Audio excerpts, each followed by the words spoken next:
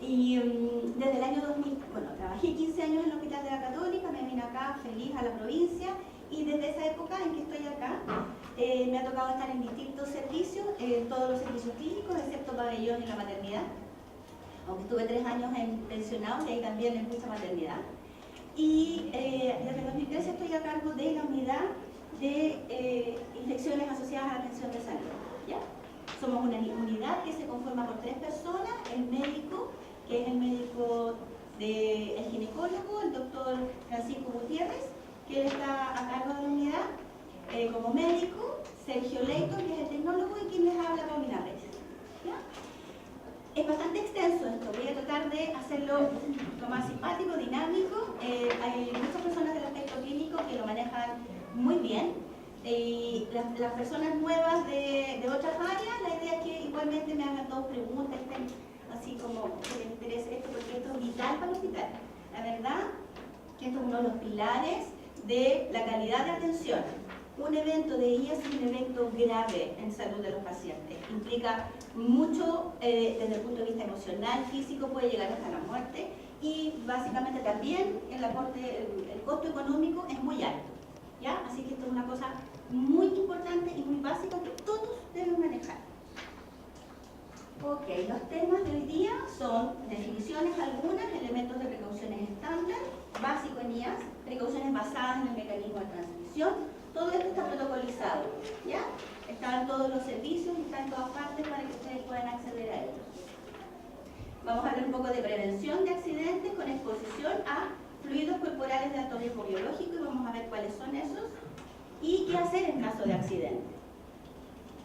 También protocolizado. El programa de vacunación, cortito, pero que ahora se está haciendo un poco más intenso en el personal, toda vez que ya ayer, por ejemplo, partimos con la vacunación del personal entre 20 y 24 años, 11 meses y 29 días contra el sarampión, rubeola y la parotiritis, conocida como paperas, ¿ya? Ayer se inició. Y algo de riesgos biológicos en el personal de salud, porque estamos expuestos a ellos, y una cosa muy cortita sobre esterilización que deben saber a nivel general. Definición de IAS es todo proceso infeccioso general o localizado que ocurre como consecuencia de la atención en salud, que no estaba presente ni incubándose al momento de hospitalizarse. Incluye la atención ambulatoria y las infecciones detectadas después del alta. Todo eso está incorporado dentro de las infecciones asociadas a la atención en salud, antiguamente conocidas como IH, infecciones intrahospitalarias, pero se amplió. En cualquier parte que atendamos en salud está presente el riesgo de esto. Las infecciones que ocurren después de 48 horas del ingreso suelen considerarse nosocomiales. Típico niño que llega por un PRS a pediatría, posterior a las 48 empieza con diarrea y un rotavirus intrahospitalario. ¿Okay? En cambio, si ese mismo niño llegó por PRS y a las 24 horas empezó con diarrea, uno asume que el periodo de incubación lo hizo en su casa. La magnitud del problema, ¿cierto? Afecta a uno de cada 10 a 20 pacientes hospitalizados, aumenta la mortalidad hasta un 6%, prolongación en la estadía de 2.871 días según el tipo de infección, costo entre 600 y 40.000 dólares por episodio según el tipo de infección, riesgo para el personal de salud, que no estamos expuestos, eventuales problemas legales y con aseguradoras, que van de cada día ahora a nivel nacional, deterioro de la imagen de la institución. Por el hospital de Talca, ¿cierto? Ya todo el mundo lo conoce y da susto ir a hospitalizarse allá. Pero estoy segura que no todo es así. ¿Ya? Una hoja blanca, claro, un punto negro se nota mucho. Prevención y control de IAS, existe la norma 124, que desde el año 2011 está como norma 124 y esa es la que nos van acreditando o nos van supervisando también el Servicio de Salud Metropolitano Occidente. A nosotros en especial. Consta de varios ámbitos, directrices técnicas, ¿cierto? Es lo que nosotros tenemos que hacer como protocolos y de ese tipo de áreas. Capacitación, funcionarios, familiares y visitas. Esta capacitación de ustedes también se les hace a las familias, al consejo consultivo. Por ahí está la dueña del consejo consultivo, ahí está. Ya hemos hecho capacitaciones a ellos y es súper importante tenerlos de nuestro lado, porque yo les digo que disminución de visitas, los horarios hay que respetarlos y ellos están ahí súper pro con nosotros. Supervisión Revisión de prácticas clínicas, que es lo que se hace, apoyo de microbiología, que está todo lo que es laboratorio, trabajamos día a día, me mandan todos los días todas las infecciones de este hospital y tengo que revisar si son IAS o no. Vigilancia epidemiológica, que significa que el ministerio determina, indica a los hospitales qué infecciones vigilar. No se vigila todo, es absolutamente imposible, pero sí, según la cartera de servicios que preste cada hospital, uno vigila. Por ejemplo, nosotros tenemos cirugía, ¿qué es lo que vigilamos? Infección perioperatoria en las hernias, por videolaparoscopía o laparotomía, las colecistectomías, perdón.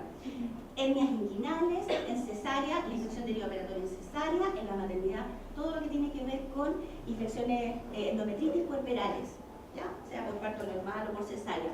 Tenemos un OPC, por lo tanto también supervisamos ahí infección por catéter urinario, por catéter venoso central, por depilación mecánica. En pediatría también, las diarreas, las infecciones virales. Son 17 infecciones que nosotros vigilamos e informamos mensualmente al ministerio. Esa es la que me lleva mayor parte del día. Esterilización y desinfección. Por ejemplo, antisépticos y desinfectantes tienen que estar aprobados por el comité de ellas, si no, no pueden estar acá. Esterilización, todo lo que implica esto. Aquí está, uso de manejo de antisépticos y desinfectantes. Acá tenía que ver esterilización y desinfección con desinfección de alto nivel, ¿ya? Que ahí lo vamos a ver un poquito más adelante. Importante, responsables del control y la prevención es todo el personal. Todos, técnicos, auxiliares, alumnos, siempre lo que digo, yo no prevengo las infecciones. Yo apoyo a ustedes para que lo hagan bien. Y eso es en todos los lugares. En modo muy general y grueso, ¿qué se necesita para producir una infección? Bueno, necesitamos un hospedero susceptible, alguien que adquiera esta infección, un microorganismo, ¿cierto?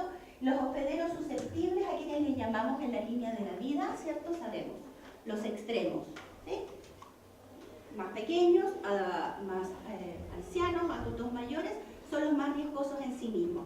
Pero en medio están todos los pacientes, las personas que tienen alguna patología crónica, ¿ya? Diabetes, hipertensión, cualquiera de esas, y básicamente los que están hospitalizados. En sí mismo, ustedes recordarán, sabrán que uno se hospitaliza y el sistema inmunológico se va a la paila, así que efectivamente son hospederos susceptibles todos los hospitalizados también. Un agente, ¿cierto?, o el huésped que se va a alojar en nosotros, todo tipo de microorganismos. Algunos patógenos, otros no, pero nosotros aquí hablamos de los patógenos, básicamente. Hay un mecanismo de transmisión, efectivamente, entre el agente y el huésped. Las bacterias en general no vuelan, y los virus no vuelan en general, pero sí hay tres que se permanecen en el aire. Tuberculosis, varicela y sarampión. Eso tienen que acordarse, que son los únicos tres que permanecen en el aire, que vamos a ver asociaciones, precauciones adicionales. Son los únicos tres que permanecen en el aire y uno se preocupa un poquito más de eso desde el punto de vista ambiental, del lugar donde está el paciente. Pero en general no saltan, ¿ya? No van por nada, sino que nosotros los llevamos. Por lo tanto, tiene que haber un mecanismo de transmisión que una a estos dos. ¿Qué se necesita para prevenir la infección? Por tanto, aquí nosotros tenemos que actuar en el mecanismo de transmisión. Y aquí abajo estaban las manos, porque la mayor parte la llevamos las personas en general en nuestras manos. Las manos son nuestras mortas en realidad. Tocamos una cosa, tocamos otra y vamos espaciando microorganismos. Aquí está, ¿cierto?, el agente, el hospedero, nuestros pacientitos y nuestro ambiente. Precauciones estándar se generaron muy antiguamente y eran llamadas precauciones universales, que recibieron distintos nombres, y esto partió todo a raíz del VIH, SIDA, ¿cierto? Por allá por el año 80. Yo siempre cuento que a mí me enseñaron a funcionar a los pacientes, tomar exámenes sin guantes. A ustedes también. Lo hacíamos todos sin guantes. Y ahora la gente no dice, no, ¿cómo? Bueno, así era, hasta que nos dimos cuenta que habían patologías que sí podíamos adquirir nosotros y que se transmitían por la sangre y otros fluidos corporales. Y de ahí partieron las precauciones estándar. Porque caras vemos e infecciones no sabemos. ¿ya? Y recuerden también que VIH-Sida hay un gran porcentaje de la población que no sabe que lo tiene. ¿Ya? Es súper importante. Entonces las precauciones estándar son para todos, son estándar, ¿ya? Es un conjunto de acciones destinadas a minimizar el riesgo de transmisión de infecciones desde los pacientes al personal de salud. Así partió, defendiéndonos nosotros. Ahora es entre pacientes y del personal de salud a los pacientes, o sea, entre todos. Pero lo primero fue porque había que protegernos. Minimizar el riesgo de transmisión de infecciones por patógenos que se transmiten por fluidos corporales, reduciendo el riesgo de propagación de infecciones ocasionadas por agentes multiresistentes al cortar el mecanismo de transmisión del agente, el huésped y el ambiente. Eso ya lo tienen claro, mecanismo de transmisión. Bueno, ¿cuáles son estas precauciones estándar? No, antes de eso. Estas medidas deben ser utilizadas por todo el personal de salud, todos, ¿ya? Frente a todos los pacientes y en todo lugar donde se realicen los cuidados. Aquí no hay indicación médica, no hay nada. Precauciones estándar siempre. Ahora sí, ¿cuáles son? Higiene de manos, que es la básica, ¿cierto? Partimos por aquí. Uso de equipo de protección personal, EPP. Prevención de pinchazos y cortes, así lo determinó que se llama el ministerio, pasaba por otros nombres, pero eso es súper específico. Prevención de pinchazos y cortes. Higiene respiratoria y buenos hábitos al toser o estornudar, que no solo para nosotros, ¿cierto? A nivel general. Manejo de equipos, desechos y ropas de paciente. Esas son las precauciones estándar. Higiene de manos consiste en asegurar durante toda la atención del paciente que las manos estén libres de microorganismos. Se realiza de dos maneras. Lavado tradicional que todos conocemos, con agua y jabón, y uso de productos en alcohol, higiene de manos en seco. No vamos a ver la técnica específicamente, especialmente los que trabajamos en el área clínica, tenemos que conocer la técnica. Lo importante sí que la duración total debe ser mínimo 30 a 40 segundos, no solamente la pasadita, ¿ya? Bueno, la higiene de manos en seco, ¿cierto? Requiere, aquí es súper importante, ausencia de materia orgánica, suciedad visible o sudor. El alcohol gel reemplaza el lavado de manos siempre que las manos no se contaminen con materia orgánica. Yo toqué algún fluido corporal o algo que está evidentemente sucio, tiene que ser con agua y jabón. Si no, con alcohol gel. El alcohol gel es súper bueno y sirve harto. A utilizarlo, por favor. La técnica es la misma, exactamente la misma, pero lo importante aquí es que hasta que se sequen, ¿ya? Porque la pasadita por aquí y por allá y hacer así no sirve, ¿ya? Hasta que se sequen. Ahí efectivamente el alcohol puede hacer su efecto. Cuando no usarlas, por lo tanto, cuando se vean o se sientan sucias, antiguamente decíamos 5 por 1, 4 por 1, la verdad es que nadie está contando cuántas veces, es muy complicado. ¿Ya? En la actividad clínica uno está pensando en muchas cosas. Por lo tanto, ¿qué se recomienda eso? Si se siente sucia, que es como a la tercera o cuarta, ya uno siente como pegote. Los que lo han usado se han dado cuenta, ¿cierto? Ya, ahí, agua y jabón. Y también importante, el aspecto clínico, el contacto del paciente con Clostridium difficile, que es una bacteria efectivamente que por su forma genera esporas. El alcohol nada le hace, cosquillas. Y aquí cuando está en el paciente y en el entorno del paciente, el alcohol no es efectivo. Por lo tanto, lavado de manos con agua y jabón, y el ambiente nosotros lo indicamos con cloro. El aseo del ambiente tiene que ser con cloro. La OMS, la OMS hace varios años indicó los 5 momentos en la atención clínica del lavado de manos. Ojo, que uno tiene que lavarse las manos muchas más veces, pero esto es en la atención clínica específicamente. Son 2 antes y 3 después. Antes del contacto con el paciente, mínimo alcohol gel o agua.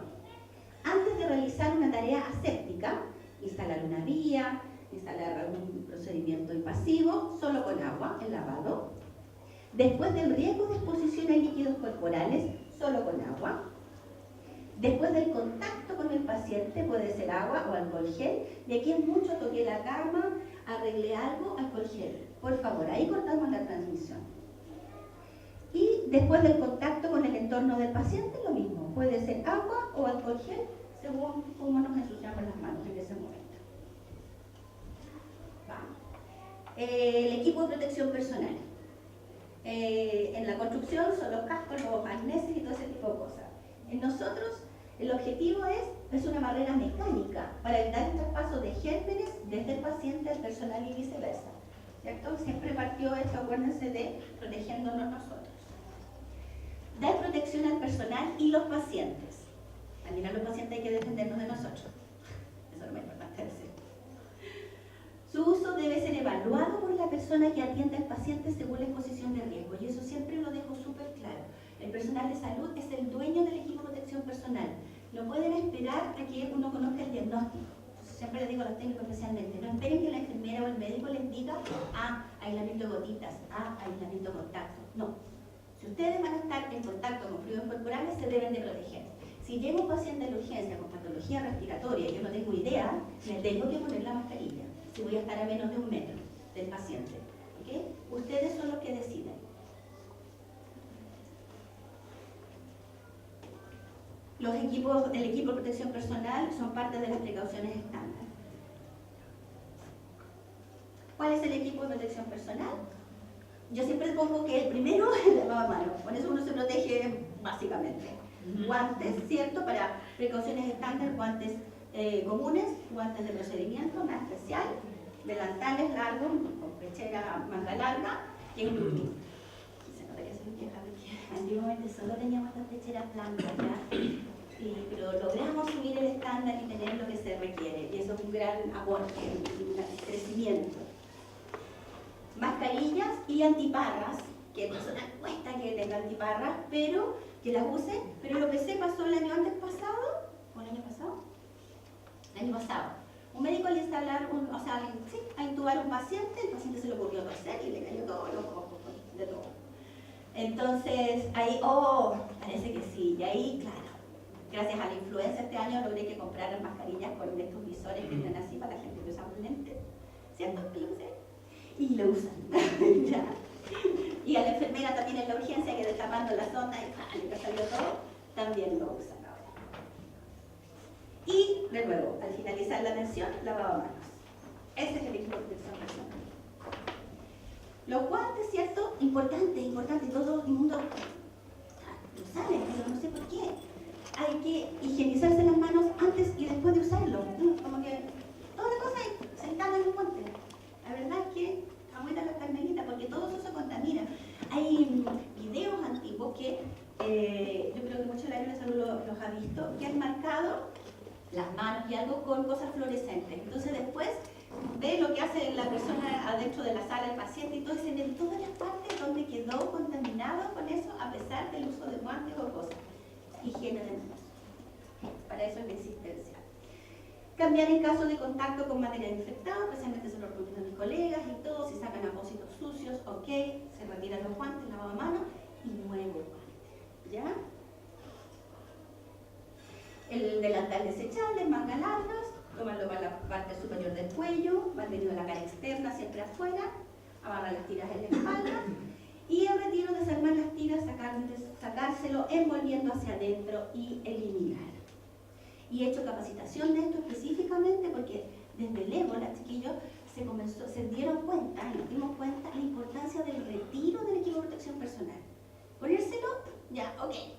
Pero retirarlo, efectivamente, para evitar esta contaminación posterior, hemos tenido que capacitar al personal en cómo se tiene que retirar. Hay un orden lógico y una forma que es menos riesgosa de hacerlo.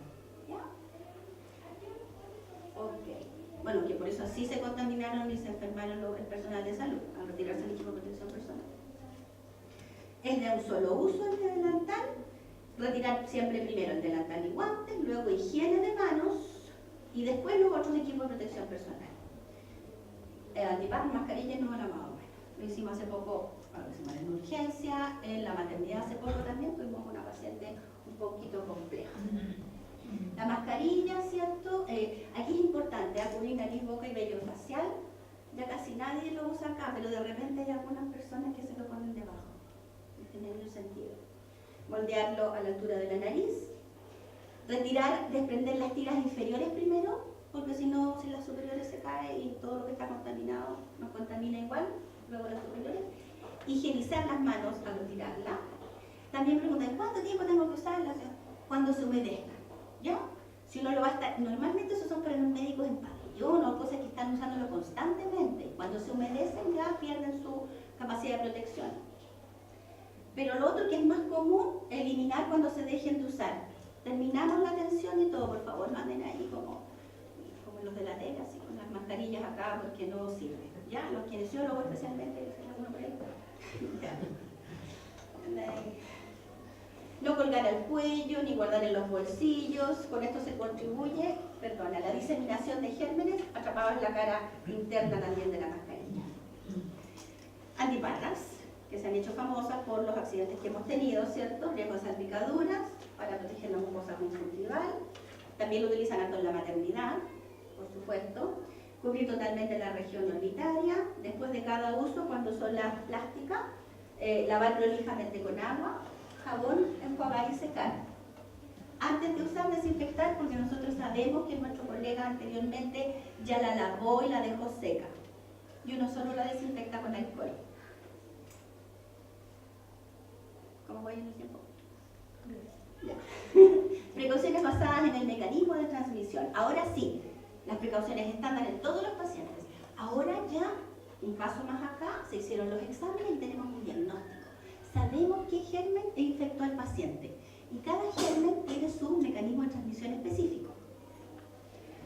Estas precauciones fueron diseñadas para pacientes con sospecha o confirmación clínica. Aquí todos somos culpables hasta que se determine lo contrario.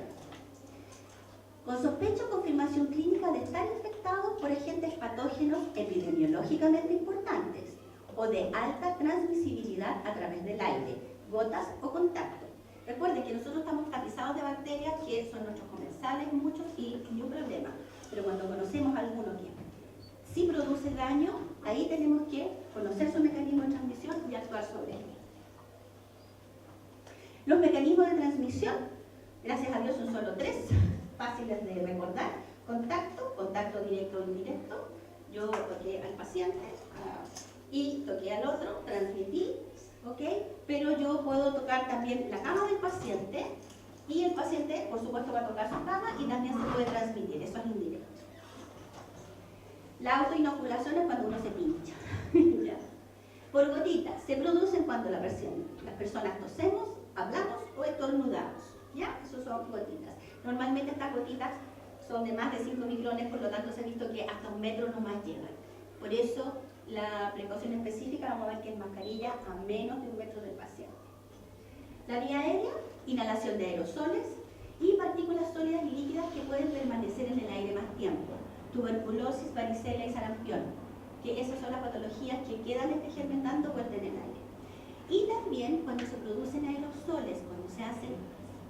El aerosol son pequeñas partículas que se expelen al aire, ¿sí? Que se diseminan cuando por alguna razón nosotros actuamos contra ellas y salen disparadas. Por ejemplo, en aspiración de secreciones, en nebulizaciones, ese tipo de partículas hay que usar la mascarilla especial que vamos a mostrar. Equipo de protección de personal para contacto sería el delantal y los guantes. Gotitas. Mascarilla corriente al estar a menos de 1 metro del paciente. Y aéreo, tuberculosis, varicela y sarampión. Mascarilla N95 de alta eficiencia. ¿Ya? Y aquí el paciente sí lo tenemos que tener en una habitación solo, con puertas cerradas, ventilación al exterior, ojalá con extracción de aire continua. ¿Vamos? Estándar y adicionales. Riesgos biológicos del personal o que nos acecha. ¿Ya? Este que más me gusta. Bueno, este es lo que usaba el equipo de protección personal en Europa para la peste bubónica, la peste negra, y usaban de esta mascarilla así con punta larga, y era porque los pacientes se morían muy hediondo, ¿ya? Y usaban también una varita, entonces, porque así sentían que respiraban más lejos, y con la varita así va a ver las cosas negras que se les quedaban, que era lo clásico, y va a respirar lo lejos. Así que eso era un equipo de protección personal, no solo para las películas de terror, ¿ya? Bueno, ¿cuáles son los agentes biológicos de mayor impacto para nosotros específicamente? Virus de VIH, virus de hepatitis B y C, en fluidos corporales de alto riesgo biológico. Tenemos los fluidos corporales de alto y bajo riesgo biológico, ¿ya? En los de alto riesgo yo siempre digo en general que se los aumentan en 3 porque es más fácil. Sangre, secreciones genitales, semen y secreción vaginal. Y el tercero son todos los otros líquidos que están en cavidades normalmente estériles. Y ahí calzan todo. Cefalorraquídeo, amniótico, intraarticular. Todo el resto son también de alto riesgo biológico.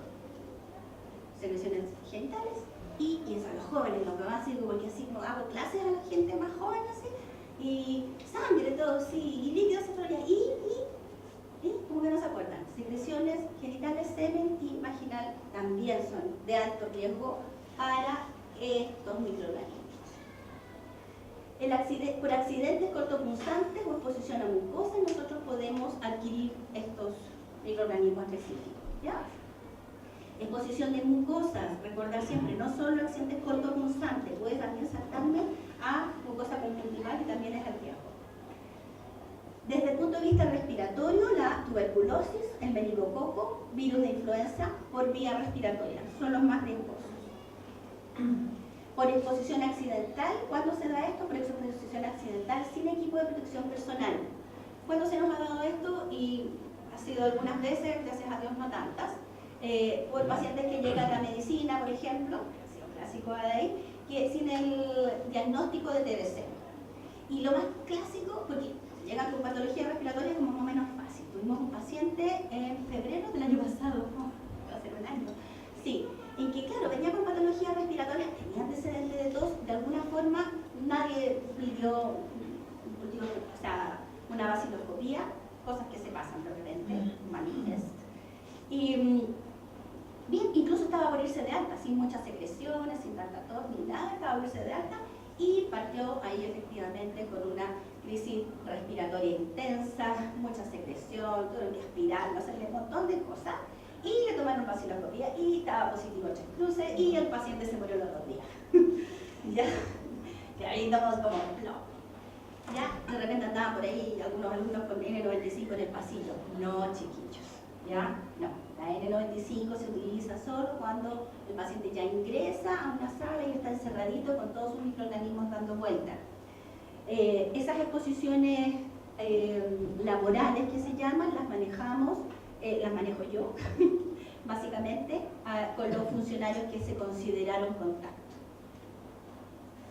que no son todos.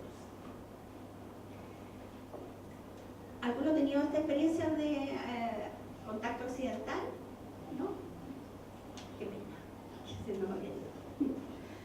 Manejo de material cortopunzante y fluidos corporales de alto riesgo, ¿cierto? Los fluidos corporales los dijimos.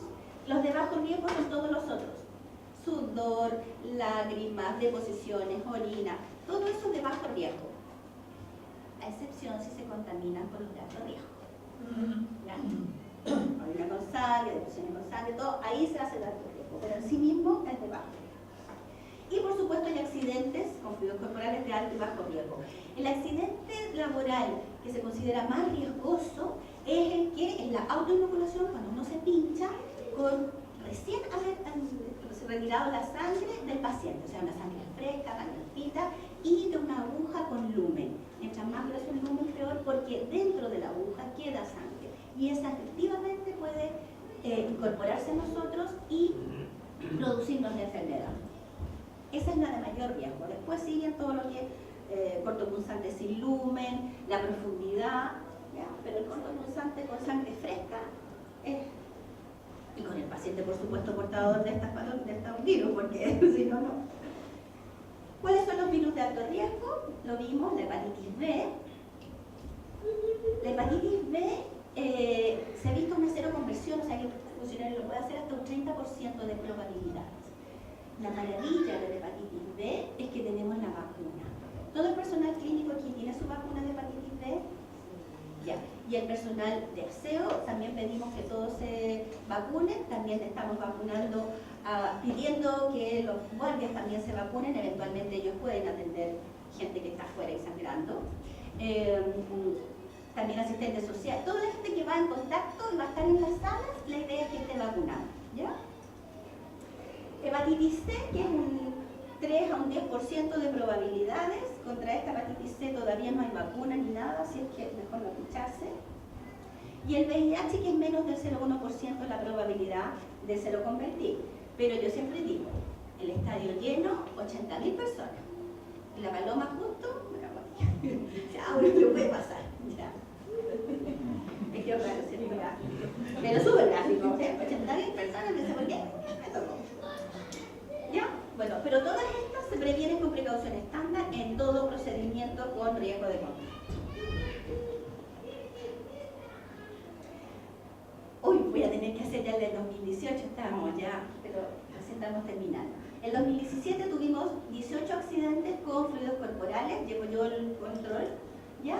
El 72% fueron del hospital, 13%, de empresa externa fueron solo 3%, un 17%, un alumno de la universidad, y lo más terrible en 2017, así como que vergüenza, un recolector de la basura de municipal. ¿Ya? Bueno, no es municipal, porque nosotros le pagamos a una empresa específica que nos retire los residuos comunes. Y se pinchó. Eso solo con mala eliminación nueva. Dato importante, funcionarios de estos 18 en actividades clínicas solo fueron 14, o sea, que los que estaban de verdad en riesgo, que podían, y los otros 4 fueron que no tenían nada que ver en el asunto. Para eso tenemos nuestras cajas de cortopunzante, ¿cierto? Siempre que se realice el procedimiento debe existir una caja para eliminación de desechos lo más cerca posible de donde se produjo el desecho. Tenemos estas y nosotros también tenemos cajas amarillas para cortopunzantes de cartón que nos manda la Senabat, que son más baratas, pero esas las utilizamos idealmente para solo vidrios, ¿ya? Porque si es verdad, yo me traspaso un vidrio, es riesgoso, no es bueno que nosotros tengamos heridas, soluciones de continuidad, porque por ahí nos pueden entrar muchas bacterias y cosas, pero por eso preferimos estas para los cortopunzantes con fluido corporal de alto riesgo, porque tuvimos muchos accidentes en años anteriores con agujas que traspasaron en la caja de cartón. ¿Ya? No tuvimos pocos, tuvimos varios. Lo dije, cajas deben ser próximas donde se generan y la aguja se debe desprender de la jeringa utilizando el orificio de la caja o con una pinza. La eliminación del material debe ser inmediatamente después de realizado el procedimiento. ¿Ya? Muchas veces también lo que se puede hacer es en una luza, el médico que está haciendo el procedimiento lo va dejando en la luza y después él mismo tiene que eliminarlo. ¿Ya? Ok. La caja debe eliminarse ya cuando está en nivel de la línea de marcado que lo tiene. Y al tirar la caja, el auxiliar de apoyo debe sellarla con papel engomado, se rotule el servicio, porque también es importante para nosotros hacer una trazabilidad, ¿cierto? Y un auxiliar de REA, que también es un logro, que va a una persona específica a retirar estas cajas a cada servicio. Y no se deben eliminar líquidos libres u otro material para cajas cortopunzantes. Ya la empresa nos cobra por peso. Por eso es solo lo que corresponde. Sí, claro. Y que tenga fácil accesibilidad a la caja, porque, por ejemplo, el pabellón, en otros servicios, las cajas están adicionadas a un carro, colgando con una cinta, y lo que hace que uno, cuando va a troca con una aguja, se contamina todo el área del carro, metálica, el área de la cinta, porque queda el agujero expuesto con un mango acá arriba, pero está fijo. ¿Ya? Es imposible el acceso. Lo vamos a ir a mirar porque sí. Sí. Pero es súper importante que quede lo más cerca, lo menos contaminante y, como les digo, muchas veces si es que no va a estar cerca por motivo no sé qué, una luza y después de ir a acercarlo. Pero lo vamos a ver específico, ¿ya? Para ver, darle solución. Porque tenemos que darlo. Con el pabellón central. Ok. Antiguamente tenían un carro prácticamente que estaba muy cambiado, pero hay que ver ahora, ¿ya? 5 minutos. Ok. Importante, lo clásico, no recapsular, pensar por adelantado dónde voy a hacer. no olvide elimine el material en los recipientes adecuados, recuerde las precauciones estándar y al manipular los fluidos siempre utilice guantes, disminuye la posibilidad de accidente. Y si existe riesgo de salpicadura, pechera, mascarilla. Ok, pero ahora, ¿qué hacer si hago un accidente? Aquí es súper importante. Lo primero que siempre les van a preguntar qué hacer: lavar con agua corriente. Lavar, que el mundo se va a acabar, no le avisen a nadie, ustedes van solitos y se lavan los ojos, la cara, la mano. Agua corriente, nada más. Y de ahí avisan al jefe. El jefe normalmente es la enfermera, la matrona, en ese sentido, que hace el flujo. ¿Okay? El funcionario se accidenta, se lava la zona con abundante agua, avisa, informa el accidente, y el que informa el accidente es el jefe o la jefa en este caso. Solicita el móvil a la mutual de seguridad, 1407, se lo van a insistir después, llena los formularios, que son 3, la DIAT, Declaración Individual de Accidente del Trabajo, consentimiento informado para paciente fuente, si es que lo hay, ¿ya? También, si es que el paciente fuente está inconsciente, igualmente lo puede firmar la misma persona que pidió el consentimiento, da lo mismo, no tiene que ser el médico específicamente, poner las condiciones del paciente, igual tiene que ir, ¿ya? Y una notificación interna que me la entregan a mí. Lo mismo, si el paciente fuente, 3 tubos lilas grandes para esta mutualidad, que es lo que pide. Pediátrico, un tubo lila pequeño, ¿cierto? Entre 3 y 1,5. Y el funcionario debe llevar, viene la ambulancia a buscarlo, el carnet de identidad, los formularios, consentimiento informado, ¿ya? Y las muestras de sangre en el triple embalaje que están en el laboratorio central. Ahí vienen un estuchecito, les van a pasar para que los envíen. Se presenta la admisión allá y avisa que es un accidente cortopunzante para que usted lo atienda lo antes posible. Son considerados C2. Favor predicar esto a todos los funcionarios, en todos los tonos posibles, ¿ya? De todas las formas que ustedes van a decir a la gente qué es lo que tienen que hacer. Ok, programa de vacunación, cortito. Hepatitis B, ya lo dije, estamos vacunando la mayor cantidad de gente posible. La influenza estacionaria, todos los años. Y por favor, nadie me deja hablar de que las vacunas hacen mal, ¿ya? Porque va a venir el logro que sale en mí, sale en mi sexo, sale el monstruo. Y ahora que estamos en esto de las vacunas de los 20-24 años, y lo más probable es que también vacunemos a las personas que están en el año 71 al 81 que nacieron. Eso me parece que viene, por lo menos la CNMI ya nos pidió los listados de los funcionarios. Es un paso. Tuberculosis, ya, el riesgo de adquirir es mayor en los lugares donde se atienden muchos pacientes con tuberculosis. Aquí tenemos mucho más vacunas. La fuente de infección es el enfermo bacilífero, o sea, que está con la tuberculosis sin diagnosticar, sin tratamiento y tosiendo como loco. Ese es el que va a... y tiene una tuberculosis pulmonar. Hay tuberculosis en otras. O sea, no cualquiera se contagia de tuberculosis. El mecanismo de transmisión, se eyectan al ambiente y quedan dando vueltas, ¿cierto? Y las gotitas de aerosol. Y los bacilos son aerotransportados porque conservan su viabilidad, siguen vivos, y su virulencia, la capacidad de producir más rápidamente infección. ¿Ya? El riesgo de enfermar también depende de la persona, de la condición inmune, y yo sé que con el cuerpo, con este detalle, es poco probable que me adquiera la tuberculosis. ¿Ya? El 90% de las personas sanas, así como una, controlan la infección. Aquí es súper importante, eso lo tengo que decir. Se considera contacto al personal de salud que tuvo contacto directo con secreciones respiratorias sin barrera de protección en situaciones de reanimación, intubación, aspiración de secreciones, instalación de sonda nasogástrica o nasointeral, laringoscopía, examen o aseo bucal. Esos son los que llamamos contagio, no el que anduvo ahí administrando medicamentos, haciendo cosas, ¿ya? No. Vamos a pasar súper rápido lo que tienen que hacer. Básicamente, la enfermera me informa quiénes son los contactos, o yo voy a verlos, y le conseguimos horas con el médico del personal, que el último contacto fue un kinesiólogo que efectivamente hizo todo su proceso. ¿Ya? Se solicitan radiografías de control para tener un basal, y después posteriormente si hay sintomatología. Y lo último, proceso de esterilización. Esto da para un simposio y una clase intensa. Pero aquí solamente quiero que sepan, y esto tienen que tenerlo súper claro, que el proceso es centralizado, ¿ya?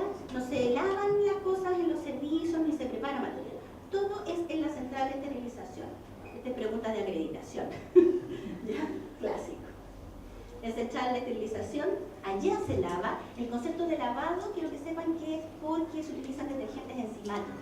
No es el lavado. Nosotros lo que hacemos es enjuagarlo, disminuir la carga de secreciones, pero nosotros no los lavamos en material.